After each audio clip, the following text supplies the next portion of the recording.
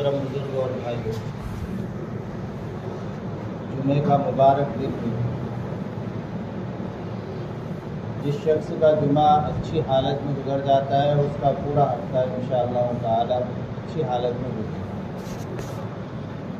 تو ہماری کوشش اور فکر یہی ہونی چاہیے کہ ہم جمعے کا دن اس حال میں گزاریں کہ ہر کام شریعت کے مطابق، سنت کے مطابق، کوئی گناہ کا کام نہ ہو۔ ایسا نہ ہو کہ جمعے کا دن ہے، چھٹی کا دن ہے، ہم سو کر غفلت میں، موبائل میں اس دن کو گزار دیں، بلکہ کوشش اور فکر یہ ہونی چاہیے کہ ہمیں جمعے کے دن کے جو مسنون اعمال ہیں وہ معلوم ہو اور ہم ان پر عمل کریں۔ جمعے کے دن جو حضرات قرآن کریم پڑھنا جانتے ہیں سورہ کہف کی تلاوت کا معمول رکھے۔ سورہ کہف کی تلاوت کی بڑی فضیلت ہے، اگلے ہفتے تک کے لیے اس کے لیے نور بن جاتا ہے، فکروں سے حفاظت ہوتی ہے۔ اور درود شریف کی کثرت رکھیں، درود شریف خوب پڑھیں، کم سے کم 1000 مرتبہ تو درود شریف پڑھ ہی لیں۔ جو درود آپ نماز میں پڑھتے ہیں وہ درود ابراہیمی سب سے افضل درود ہے، وہ پڑھ لیں۔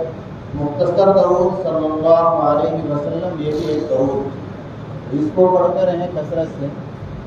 اور اسی طرح ہم سب کے بڑے اور مربی حضرت شیخ الحدیث حضرت مولانا سید محمد عاقل صاحب رحمۃ اللہ علیہ، جن کا بھی انتقال ہوا، جو ایک بہت بڑی ہستی تھی اور یقیناً ایک بڑے سائے سے اور ایک بڑی برکت سے ہمارا شہر سہارنپور محروم ہو گیا۔ اللہ تعالیٰ حضرت کے درجات کو بلند فرمائے، امت کو آپ کا نعمت بدل عطا فرمائے۔ تو حضرت کی بڑی توجہ رہتی تھی اس بات کی طرف، جمعے کی نماز کے بعد جہاں حضرت جمعے کی نماز پڑھتے تھے تو وہاں حضرت سنایا کرتے تھے اپنی کتاب بیان دعا میں سے یہ بات کہ جو شخص جمعے کے دن 7 مرتبہ قل هو اللہ، سورہ اخلاص بسم اللہ سمیت، 7 مرتبہ قل اعوذ برب الفلق بسم اللہ سمیت، 7 مرتبہ قل اعوذ برب الناس بسم اللہ سمیت پڑھے گا تو اگلے جمعے تک وہ شخص سے محفوظ رہے گا۔ کتنا بڑا فائدہ ہے۔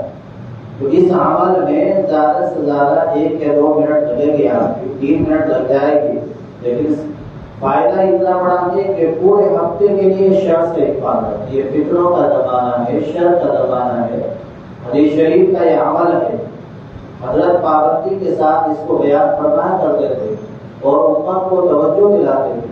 تو ہمیں اور آپ کو بھی اس کا معمول بنانا چاہیے کہ جمعے کے دن ان تینوں صورتوں کو بسم اللہ سمیت 7 مرتبہ پڑھنے کا معمول بنائیں۔ 7 مرتبہ سورہ اخلاص قل هو اللہ احد، یہ پوری سورت بسم اللہ سمیت، 7 مرتبہ سورہ فلق قل اعوذ برب الفلق بسم اللہ سمیت، 7 مرتبہ سورہ ناس قل اعوذ برب الناس بسم اللہ سمیت۔ فائدہ کیا ہے؟ حدیث شریف میں فائدہ یہ بیان کیا گیا ہے اس کا فائدہ یہ ہے کہ جو آدمی عمل کرے گا اگلے جمعے تک وہ شر سے محفوظ رہے گا، برائیوں سے محفوظ رہے گا۔ کتنا بڑا فائدہ ہے، لہٰذا اس کو اپنی زندگی کا معمول بنائے۔ اور جانے والے کی جو اچھی صفات ہوتی ہے ان صفات کو انسان خود بھی اختیار کرے اور اپنے اولاد کے اندر بھی ان صفات کو پیدا کرنے کی کوشش کرے۔